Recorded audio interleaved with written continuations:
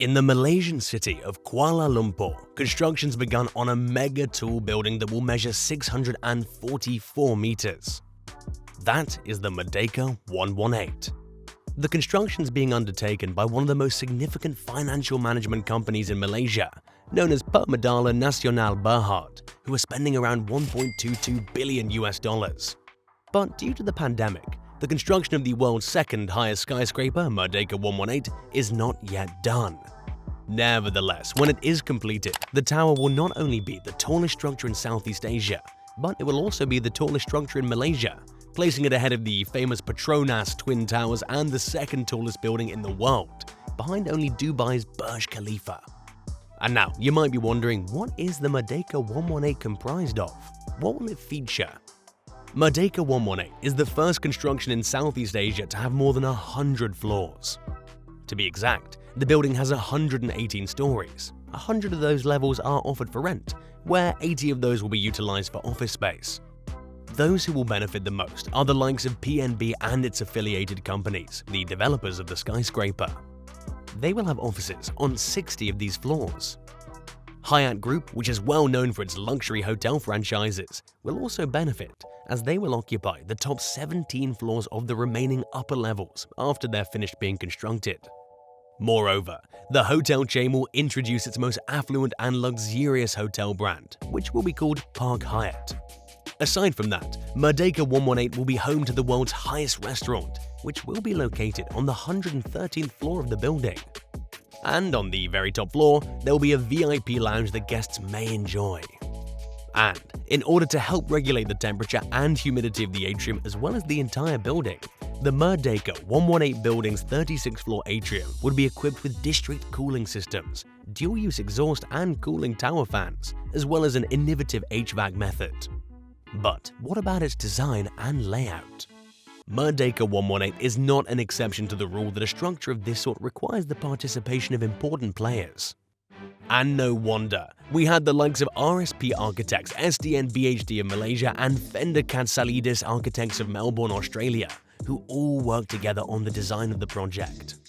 Songket Designs also served as inspiration for the structure's multi-facade design that was created.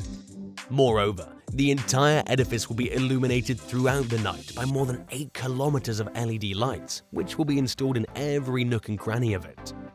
And by the way, to maintain the structure and maintain the structural integrity of neighboring structures, 137 concrete piles, each measuring 60 meters in length and having a diameter of 2.2 meters, were buried in the ground. This was done in order to preserve the structural integrity of neighboring structures. And then, after the completion of the piling work in 2015, and a partnership between Samsung C&T Corporation and UEM Group was awarded the contract for the work, the above-ground construction began in 2016.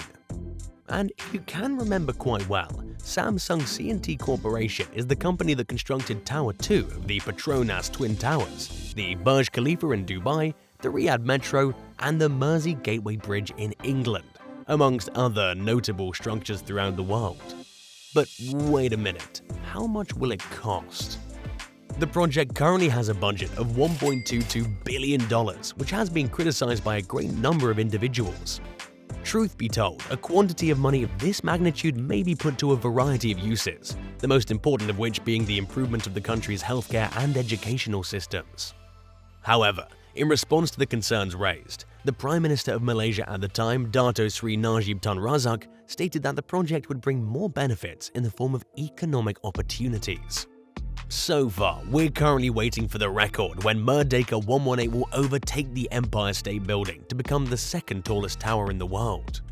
And on the other side, the city of Shanghai arrogantly asserted that the Shanghai Tower is the highest building in the world, despite the fact that other structures use spires to increase their overall height, while the Shanghai Tower has a roof that's significantly higher than any other building on the Earth. So, how was this settled? According to a subsequent judgment made by the Council on Tall Buildings and Urban Habitat, any component of the building that's incorporated into the structure throughout the course of its construction may be included in the calculation used to determine the total height of the structure. Both the old 1WTC in New York City and the Willis Tower in Chicago attempted to use their antennae to boost their overall height, but the CTBUH has made it clear that any post-construction modifications, such as antenna, will not be included in the building's total height. Nevertheless, what is it about this construction that makes it so unique?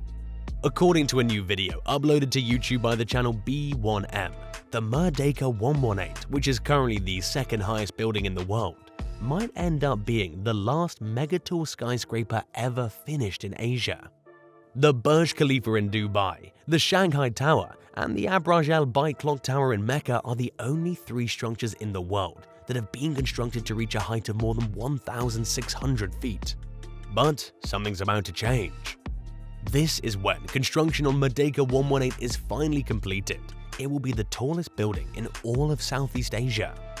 B1M believes that the hunt for the band's rumored 5th member might take several years, owing to the many different aspects involved. So, what do you think of the Merdeka 118?